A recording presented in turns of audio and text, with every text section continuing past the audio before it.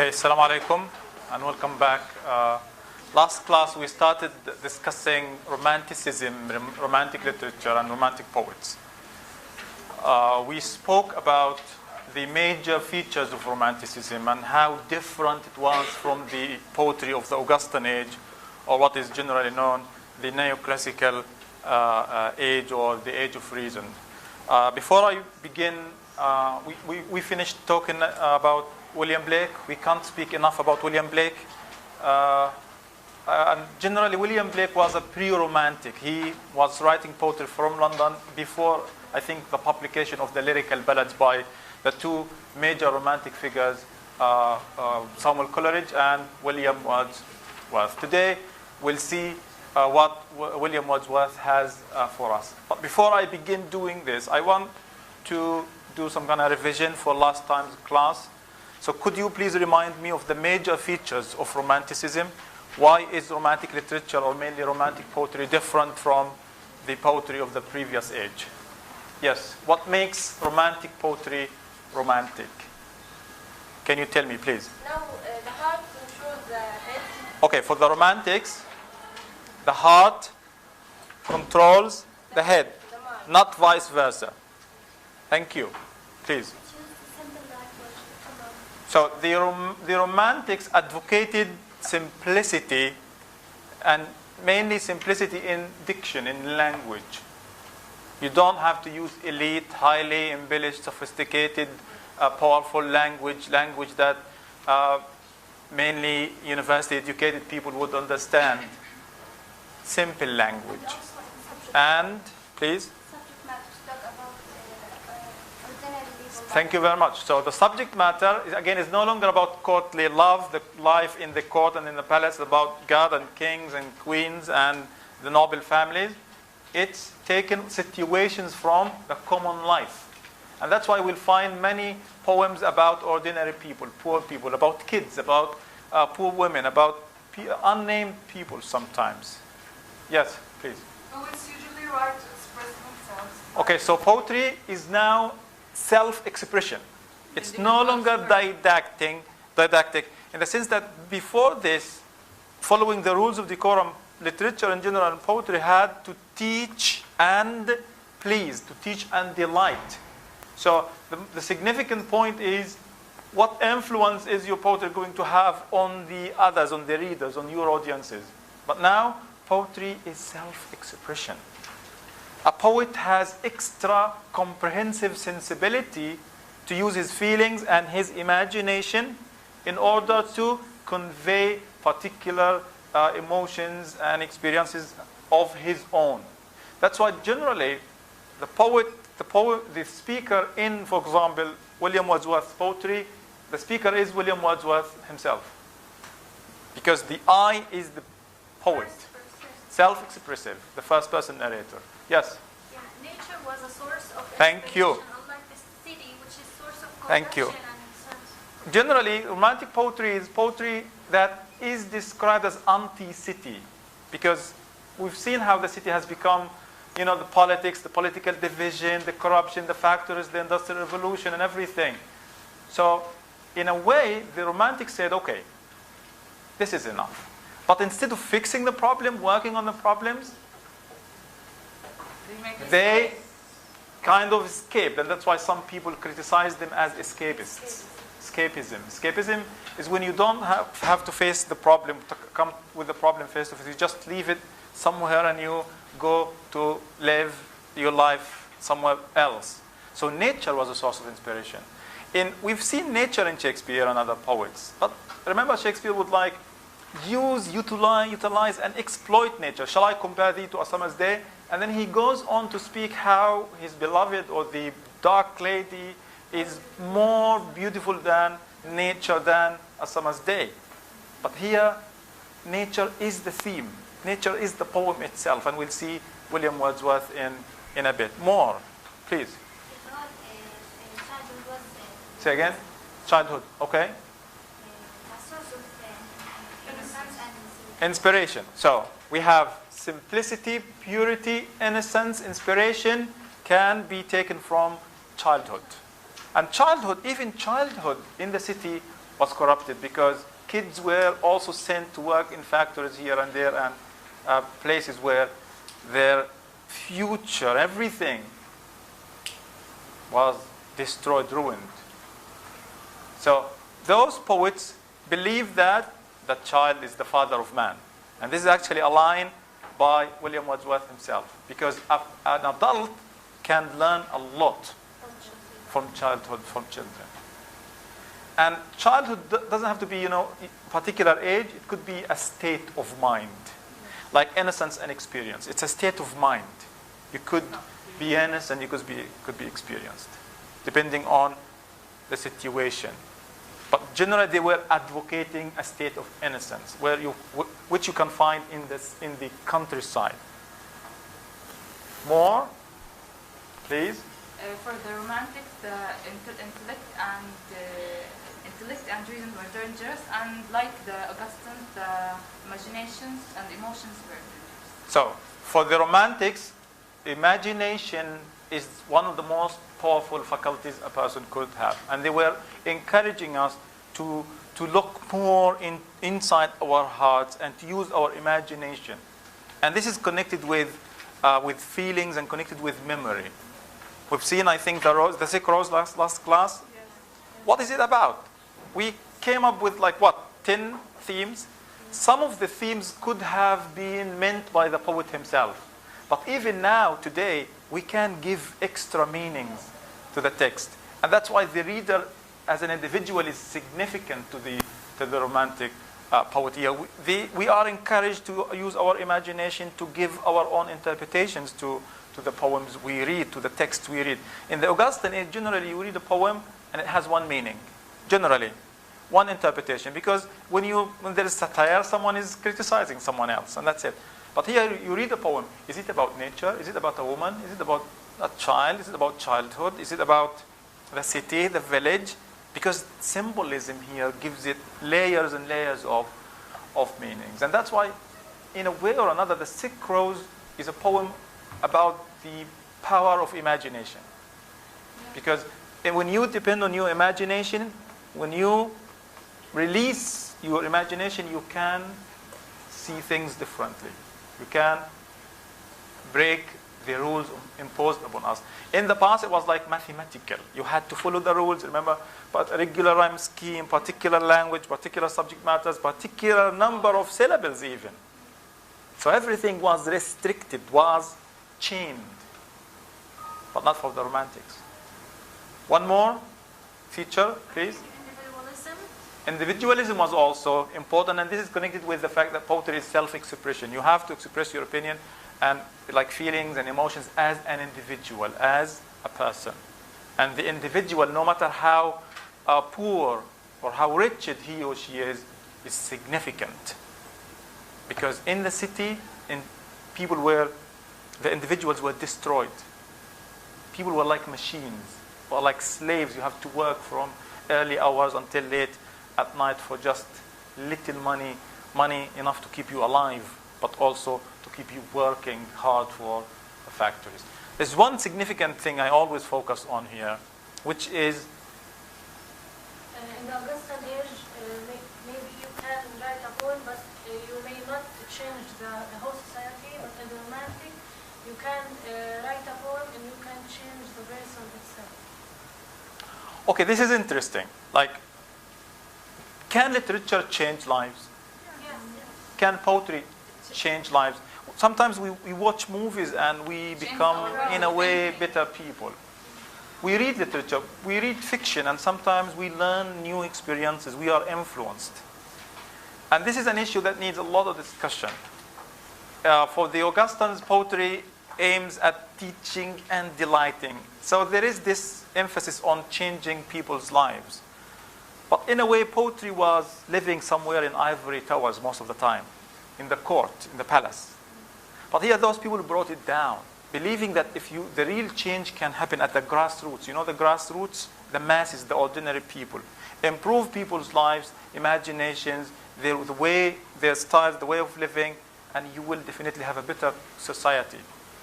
But again, remember, many people believe the Romantics were escapists. They were not interested in fixing the problem. And others say, and I believe in this, that writing poetry itself is an act of change. You don't have to carry weapons or to use violence. You could change by non-violent means. And the most powerful tool of resistance is writing and poetry and language. Yeah. A final point. Yeah. Maybe feelings and emotions about We just said feelings and emotions. Something else, something I always focus on. We said that already. More. The poetic forms. New poetic forms. Like the Romantics, many people will disagree with me, but the Romantics share common features with the metaphysicals. But the sensibility is different. John Donne was more into argument, more into intellectuality, but here more into simplicity and more into feelings and emotions and imagination. But they share the most significant issue here, which is new poetic forms. You don't have to follow the rules of decorum. You try to follow them.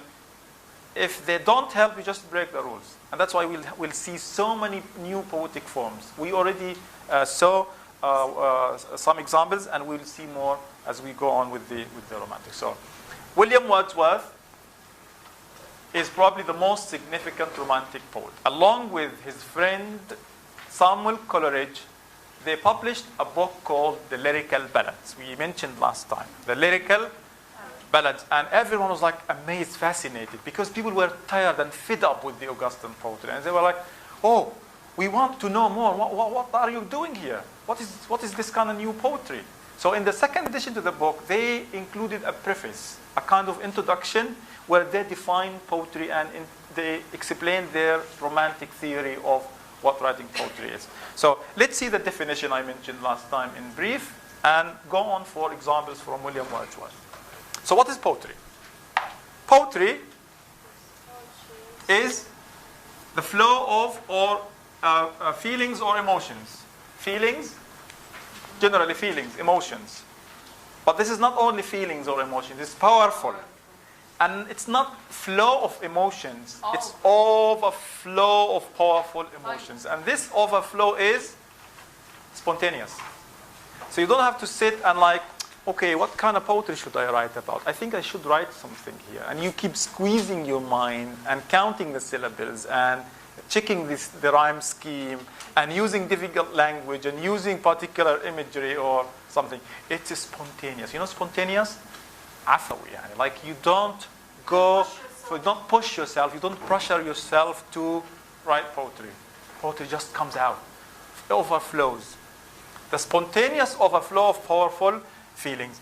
Many people only use this definition for the Romantics. It's okay, but it's not accurate. Because the second part is also as significant. Recollected here means remembered or recalled. You know, to recall something? To remember something in tranquility. And this emphasizes memory, especially for William Wordsworth. Memory as a theme. Memory as a tool of, recollecting something when you are in tranquility. And this tranquility, tranquility? Tranquil. Like peace of mind. Like peace of mind. You're living among, the trees, in nature, Mother Nature. You feel at peace. You're peaceful. There are no troubles, no problems, no corruption, no city life issues. You're just in tranquility. That's basically what tranquility is, more or less here. To be alone, in solitude, all alone by yourself, somewhere in nature, among natural elements. So you recollect this. When you go to the city, you will not be able to write this kind of poetry according to William Wordsworth. You have to go alone somewhere in nature. So when you feel this peace of mind, when you don't have trouble or problems from life and work and factories and the industry, you can recollect all the amazing, or at least they can spontaneously flow these powerful emotions or experiences. So what is poetry according to William Wordsworth? The spontaneous of a flow of powerful emotions recollected in tranquility. Difficult? Big words? Okay, overflow of powerful emotions recollected in tranquility, recollected in peace. Now, the diction, the language itself, is the real language of men. Here, men and women, of course, don't feel offended. But this is why English generally was considered a sexist language, because many people were considering women to be, second class and intellectual, and many people would defend this, saying that men also includes women. So this is the language of ordinary people, the masses. My language, your language, everyday language, the masses. And the subject matter includes situations from common life. Not from the palace, not from the court, not from the church, not from heaven even. We've seen Milton go up to heaven, to God, and Adam and Eve, and Satan, to the original sin.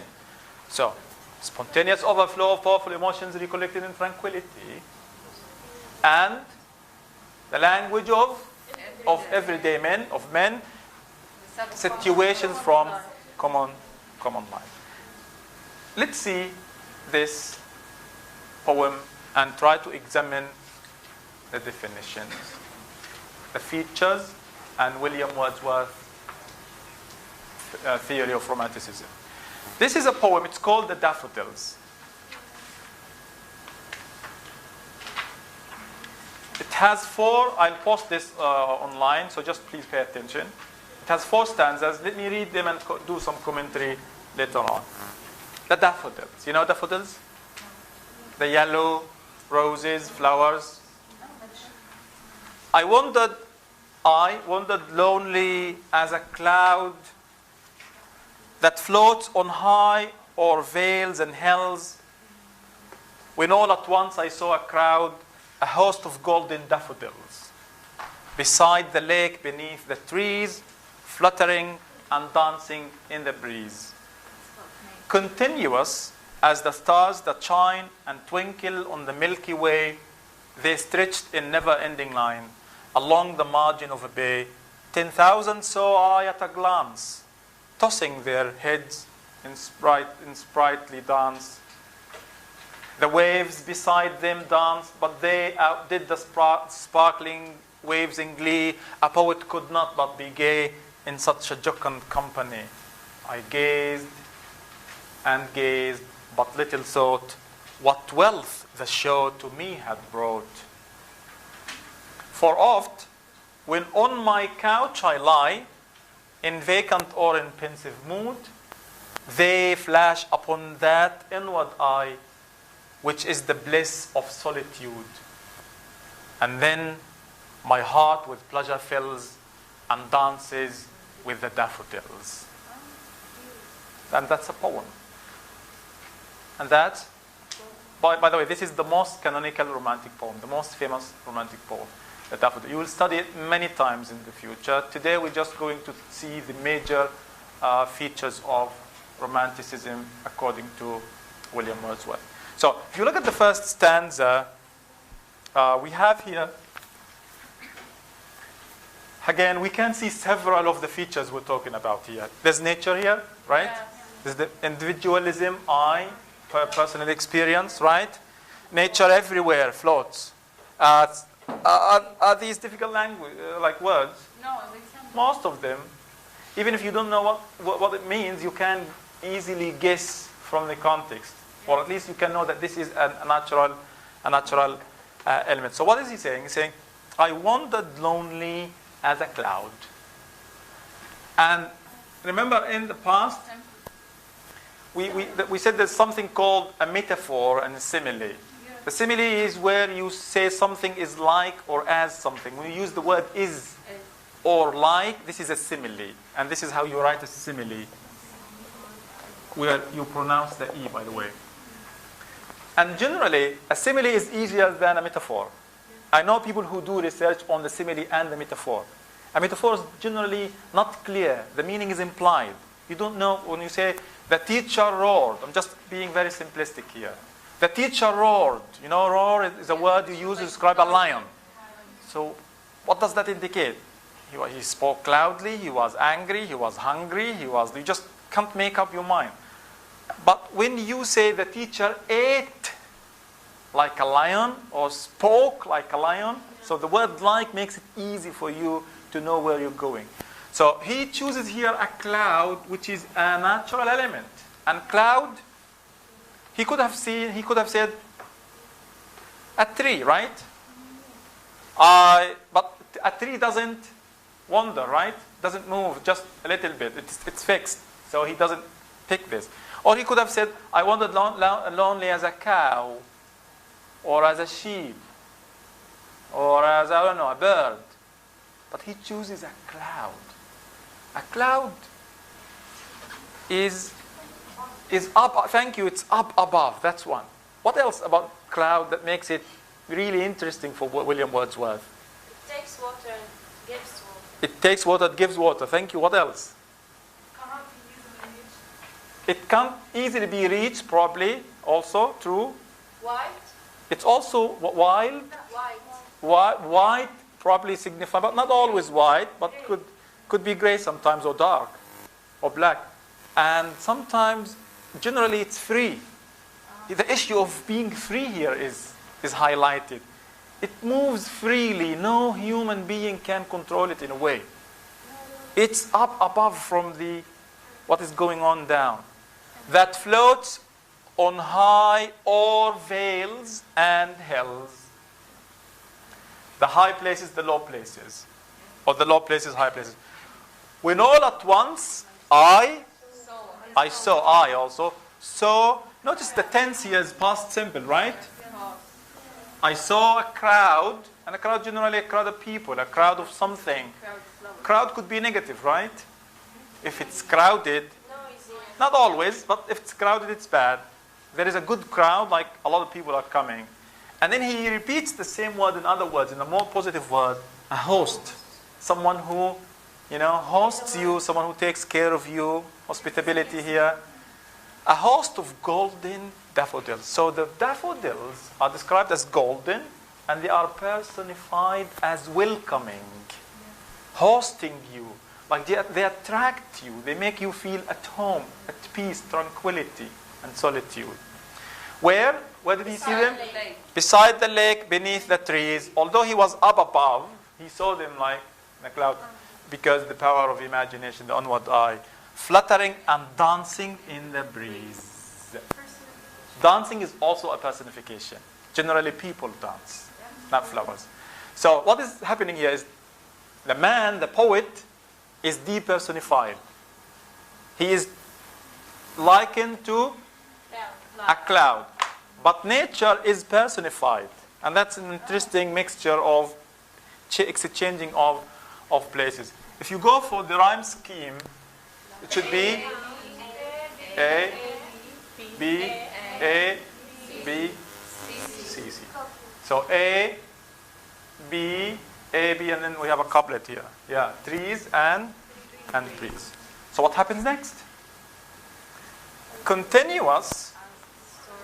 So the scene of daffodils were continuous as, again, another simile, as the stars that shine and twinkle in the Milky Way. They, again referring to the daffodils, stretched past simple, never-ending line along the margin of a bay near the water. 10,000 saw I at once. At a glance? Yeah. Saw I at a glance. Just one glance and 10,000 daffodils. And that's how overwhelmingly beautiful nature is. 10,000, it should be I saw 10,000 at a glance. But the emphasis on the nature rather than on the man himself seeing this. Because nature will make you, in a way, react to this. So I at once, at a glance, tossing their heads, emphasizing what? The personification here. Tossing their heads in a sprightly dance again. And that's how beautiful and pure nature is. The waves, so because of this scene, the waves were dancing. The waves beside them danced, also past simple, but they, referring to the daffodils, outdid also past simple, the sparkling waves in glee. A poet could not but be gay in such a jocund company. I gazed and gazed, but little thought. You remember the feelings, the senses, the emotions, the heart, just you're looking at the amazing, magical, magisterial scene. He didn't think. If it is an ordinary poet, like an Augustan poet, they would think more than gazing, like, what an interesting poem, rose or daffodil or flower.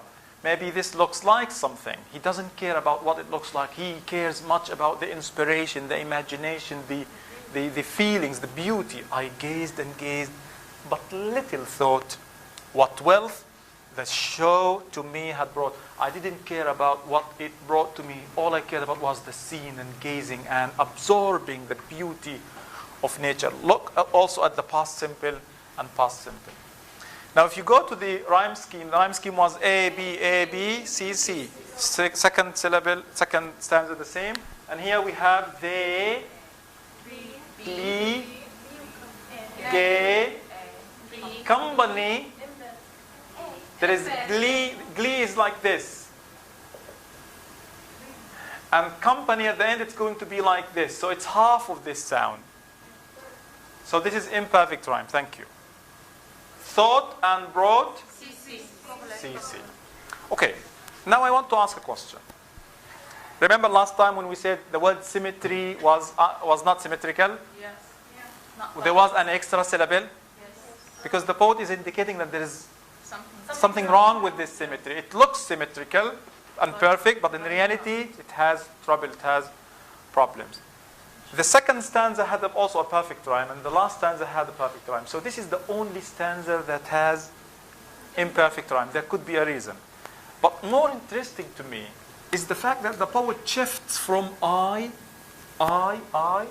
wandered lonely, so I, and then he moves to say a poet could not but be gay to generally he or she. Why did he shift from I to he or to she?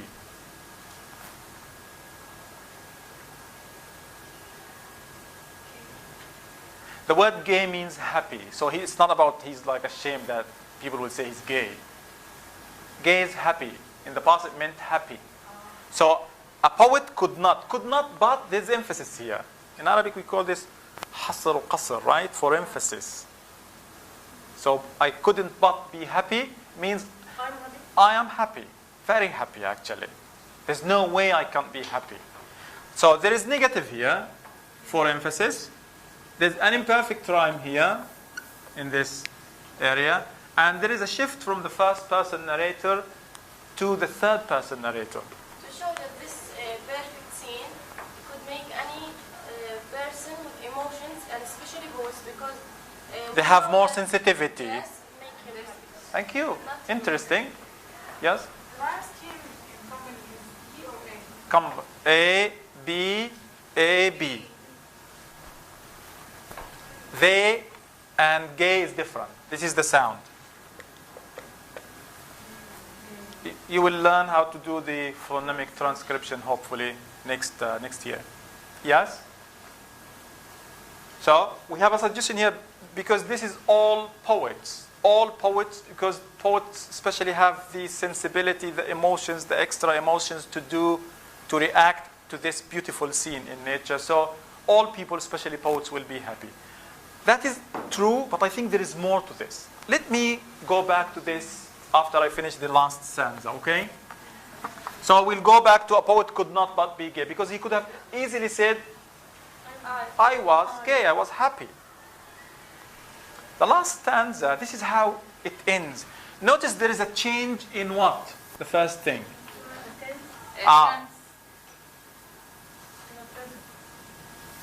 He shifts to the present. And also we have something back. We have the I back.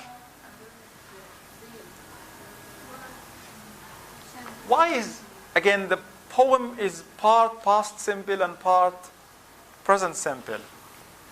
So what's going on now? He's drawing our attention How?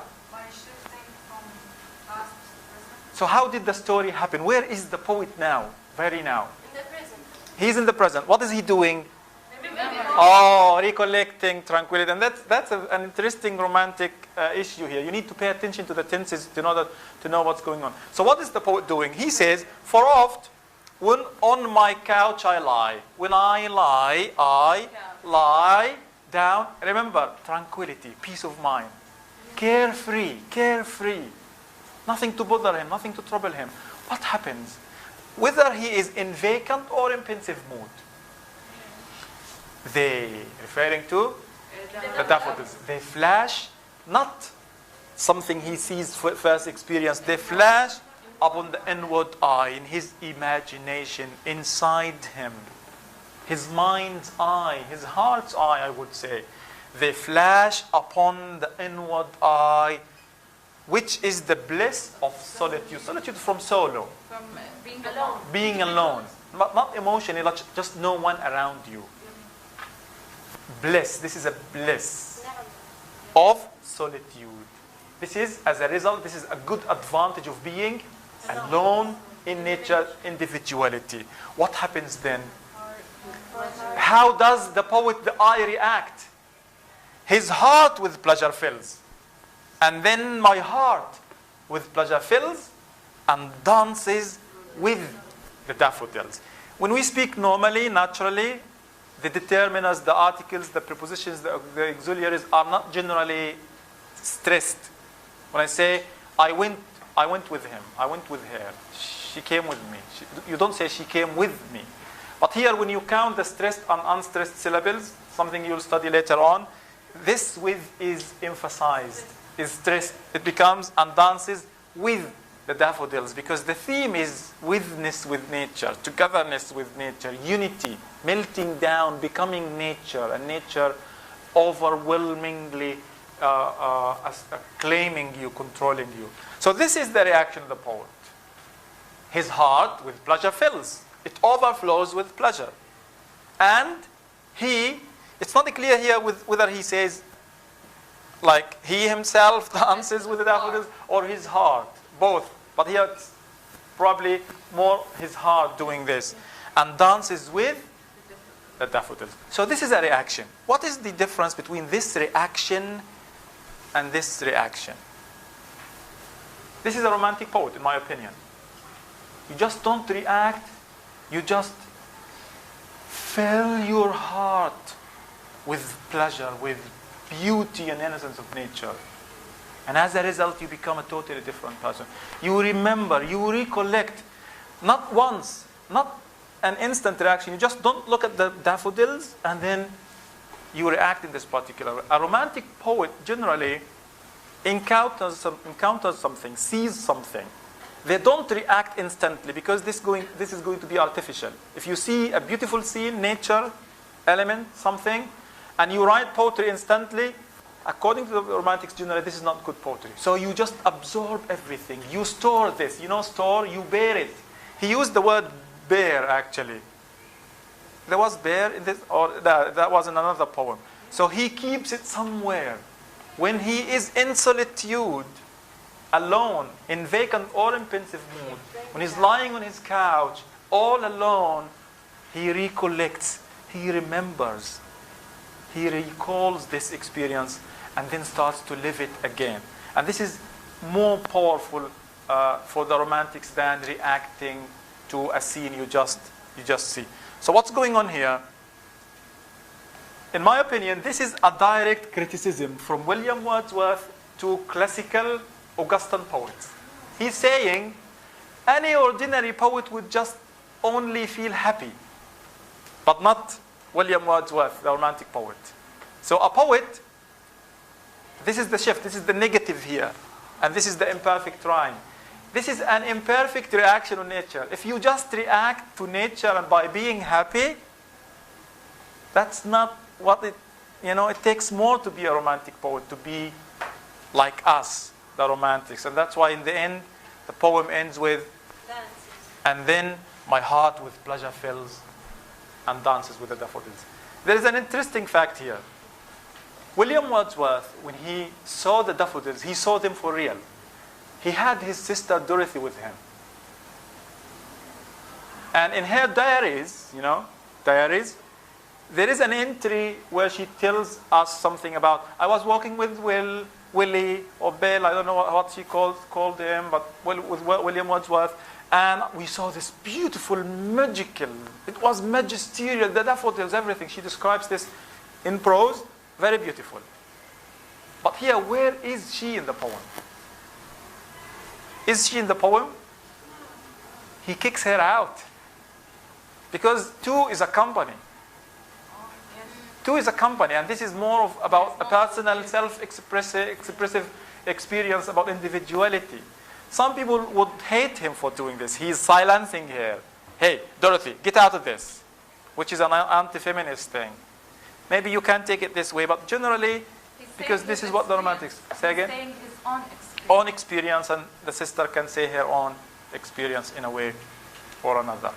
So, a final point, we don't have time to go for Lucy Gray, another beautiful poem, but next class we can do Lucy Gray and we go back to Blake's London. We'll have time to do that.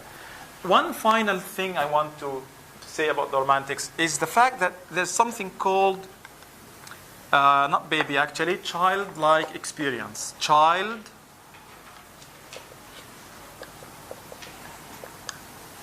experience. What is this? The Romantics say, the most beautiful, important, significant thing about city, about the Romantics themselves, is they have this romantic childlike reaction to life. They believe, because of corruption and pollution in the city and the factories and the Industrial Revolution, people go out early in the morning, they keep working until late hours, and they don't have time to appreciate life themselves or nature or the environment, right? They're always busy. They believe that the city has a veil. You know what veil is? Veil. Veil, like hijab. A veil of familiarity. You know familiarity? What is it? What is familiarity in Arabic? In Arabic. Ulfa, thank you. Yeah. So the city life adds a veil of familiarity. Like here, you, for example, us. We're always rushing and busy and competing and running. We have classes, we have exams, we have quizzes, we have to read, right? We have to do assignments, we have to take a taxi. We care about, our parents and the salaries and the work and what should I do when I finish this. There is a lot of care here, a lot of trouble, a lot of problems. That we don't sometimes stop to appreciate the moon or appreciate the flowers or the roses or even the cats here at campus, right? Maybe you play with the cats once in a while. But how many times did you stop to appreciate a rose or a flower? And even these roses and flowers, they are artificial. They are man-made in a way that man controls them and keeps trimming them. If your friend tells you, hey, look at the moon. There's a super moon. It's beautiful. Maybe you don't even see the moon through your window. And maybe you don't have the time because you are on social media spending time and chatting. Maybe because you only have 4 hours of electricity here in Gaza that you just want to do your stuff that requires electricity, that you don't care about nature. So the Romantics say, life, especially in the city, has added some sort of a veil of familiarity. يعني حجاب من الألفة, where we don't see things as they should be seen, beautiful and majestic. So they invite us to have this childlike experience. Children, they always react to the same thing. They see the same thing for 100 times and they're like, wow, this is a childlike reaction. When kids start learning words, for example, and they see the lights, they keep referring to it like 100 times every day. Daw, right? Daw, right. When they go out, when you are in a taxi or something, they see a donkey and they were like, Hmar, right? Like, I know. But this is how children generally react to things they see again and again. But for us, adults, experience deprives us of this beautiful not childish, childlike reaction, where every time you see something, you just... So he shifts from the past to the present because he's recollecting and because he's telling us, I relive this beautiful moment As a child. every time I want to relive this. So, beautiful encounter, kind of flashbacking on something. Please, put this in mind. When I teach literature, I always invite my students to reconsider their lives. This is not about exams. Yeah, I know you want to get high marks, you should, and you study, but also think of how literature can change you, can change your lives, can make you better human beings, can make you think, can make you grow. Exactly like movies. And poetry here invites us to be different, to care about others, to like, to love. And this is part of the question you need to answer. How literature influences. Literature is a criticism of life and a tool of empowerment. It makes us better people, more powerful people. Especially for people like us here, oppressed and occupied by the Israeli occupation, especially if we are women and we need to raise our voices and reach out to people and break the barriers, break the glass ceiling, break the unfavorable rules around us here or there.